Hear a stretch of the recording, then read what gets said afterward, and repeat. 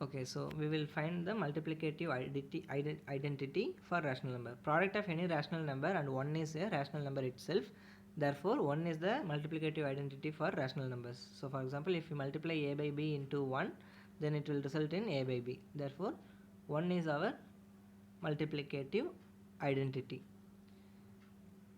5 by 7 into 1 is also 5 by 7, minus 3 by 8 into 1 is also minus 3 by 8. Therefore, 1 is the additive multiplicative identity.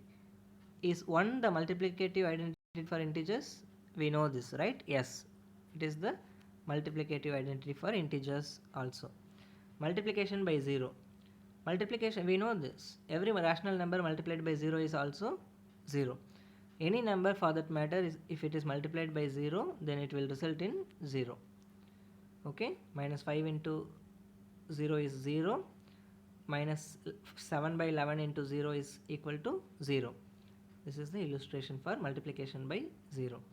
And then we will see the multiplicative inverse or reciprocal. For example, when we have, for every rational number a by b, where a is not equal to 0, there exists a rational number c by d such that a by b into c by d is equal to 1. Then c by d is called the multiplicative inverse of a by b. For example, a by b is the rational number, then b by a is the multiplicative inverse or reciprocal of it. For example, okay, so here you have the illustration. Reciprocal of 2 is 1 by 2. Multiplicative inverse of minus 3 by 5 is minus 5 by 3, because only when we multiply to minus it will become positive 1, and these two numbers has to be replaced.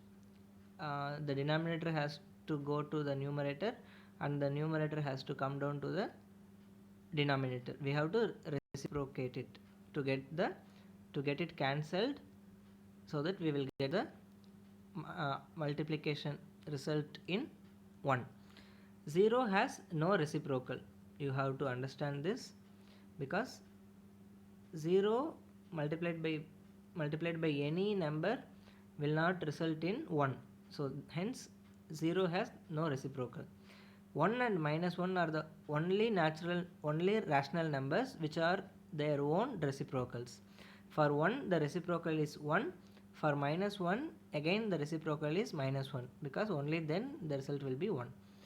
Is 0.3 the reciprocal of 3 1 by 3? Can you answer this question? Can you try this?